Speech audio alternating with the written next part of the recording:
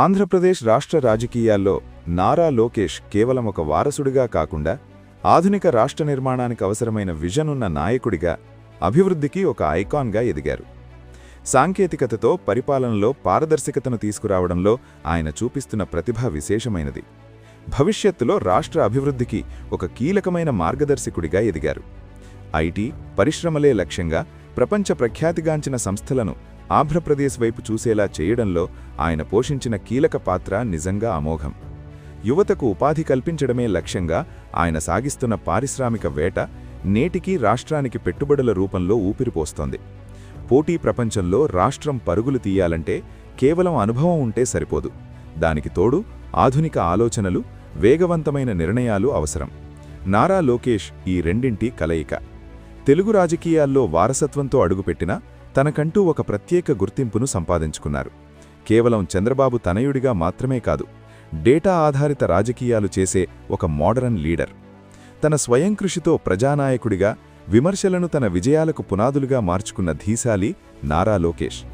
ఆయన పుట్టినరోజు వేడుక కేవలం వ్యక్తి వేడుక మాత్రమే కాదు, ఆంధ్రప్రదేశ్ అభివృద్ధిని కాంక్షించే కోట్లాది ప్రజల ఆశల పండుగ.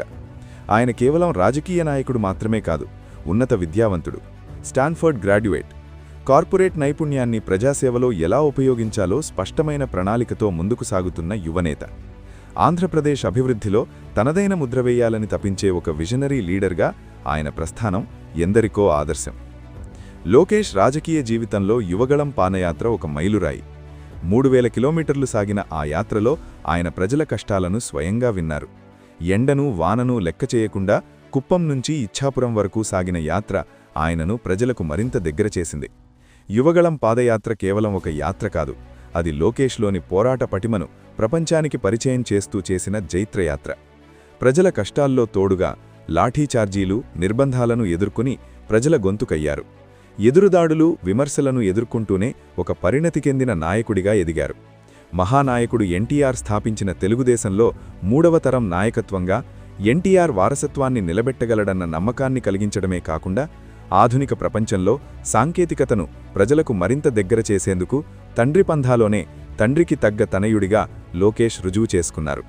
అభివృద్ధి అంటే కేవలం అంకెలు కాదని, ప్రజల జీవితాల్లో వచ్చే మార్పు అని నమ్ముతూ ఆంధ్రప్రదేశ్ అభివృద్ధికి నిజమైన ఐకాన్గా నిలిచిన నారా లోకేష్ గారి పుట్టినరోజు సందర్భంగా ఆయనకు హృదయపూర్వక జన్మదిన శుభాకాంక్షలు.